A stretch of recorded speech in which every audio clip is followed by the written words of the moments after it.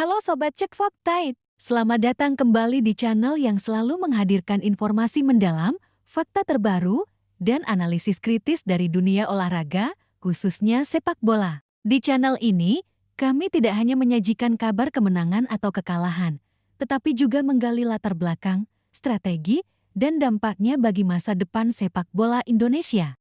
Hari ini, kita akan membahas sebuah topik hangat yang sedang menjadi sorotan publik. Nasib pelatih Timnas U23 Indonesia, Gerald Van den Burg, setelah kemenangan 5-0 atas Makau di kualifikasi Piala Asia U23 ke 2026.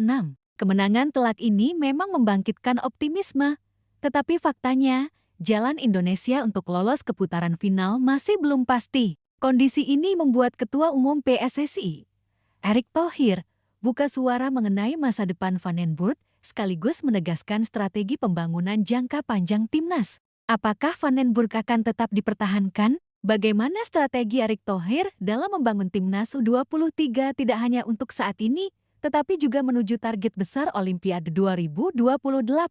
Mari kita bahas secara mendalam. Kemenangan 5-0 atas Makau, momentum positif atau hanya euforia sementara? Pertandingan melawan Makau pada Jumat, 6 September tahun 2025 di Stadion Gelora Delta Sidoarjo, Jawa Timur, menjadi sorotan publik sepak bola Indonesia. Timnas U23 Indonesia tampil dominan sejak menit pertama. Taktik menyerang yang diterapkan pelatih Gerald Van den Burg menunjukkan hasil nyata.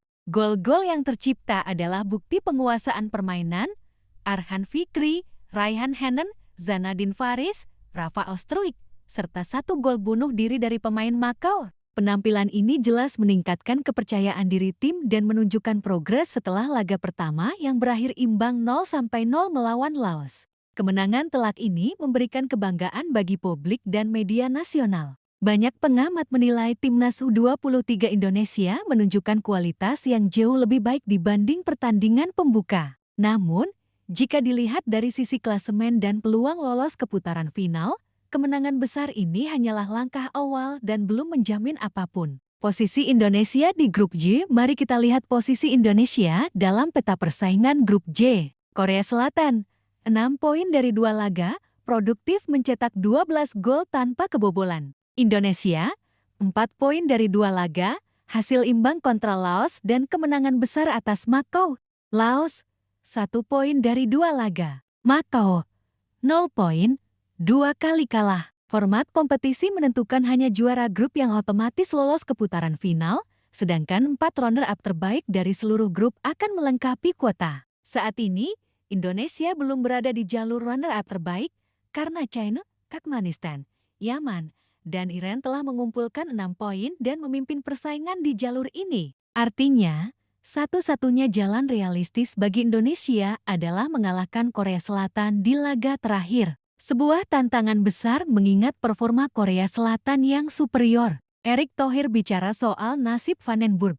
Menanggapi kondisi ini, Erick Thohir menegaskan pentingnya kesabaran dan pembangunan jangka panjang. Ia tidak ingin terbawa euforia kemenangan besar atau terjebak dalam tekanan publik untuk segera mengevaluasi pelatih. Kita sedang membangun strata kepelatihan bahwa sekarang kita sudah punya direktur teknik Alexander Zwiers, ujar Erick Thohir. Pernyataan ini menegaskan bahwa PSSI sedang membangun fondasi yang solid. Alexander Zwiers, yang dikontrak 4 tahun, memiliki rekam jejak sukses saat menjadi direktur teknik Yordania dan berhasil membawa negara tersebut untuk pertama kali tampil di Piala Dunia. Erick menambahkan, semua pelatih Timnas Indonesia dikontrak selama 2 tahun sebagai bentuk komitmen jangka menengah, bukan keputusan instan.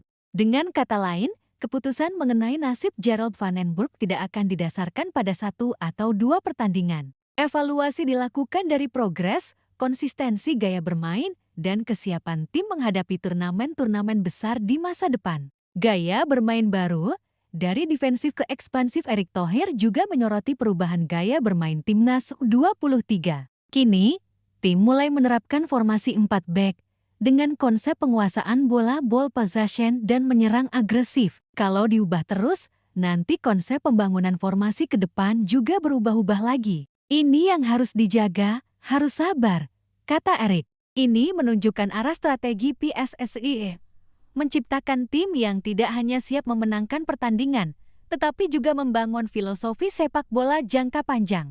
Berbeda dengan era sebelumnya yang lebih mengandalkan serangan balik, kini Indonesia mencoba bermain modern dengan kontrol bola, pengembangan sayap, dan kreativitas lini tengah. Evaluasi laga melawan Makau dan Laos. Kemenangan 5-0 atas Makau tentu menggembirakan. Namun, jika dikombinasikan dengan hasil imbang melawan Laos di laga pertama, tim masih memiliki pekerjaan rumah besar. Van den Burg perlu mengevaluasi bagaimana lini pertahanan tetap solid, bagaimana transisi menyerang lebih cepat, dan bagaimana distribusi bola bisa lebih efektif. Analisis pertandingan menunjukkan bahwa tim Indonesia memiliki potensi tinggi. Arhan Fikri sebagai kapten menunjukkan kepemimpinan di lapangan, Zanadin Faris dan Rafael Struijk efektif dalam menyerang, serta lini pertahanan mampu mengamankan clean sheet.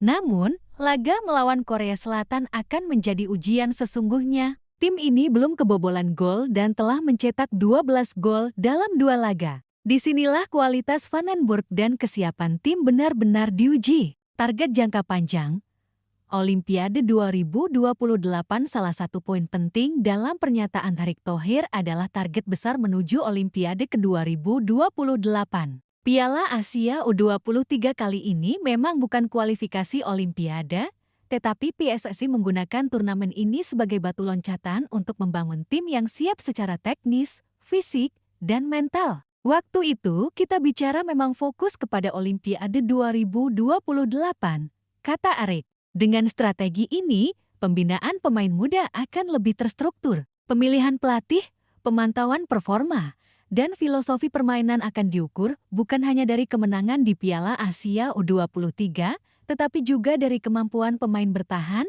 menyerang, dan beradaptasi di level internasional. Risiko vs konsistensi membangun timnas tidak lepas dari risiko. Publik sering menuntut hasil instan. Namun Erick menekankan bahwa konsistensi filosofi permainan lebih penting daripada hasil 1-2 pertandingan.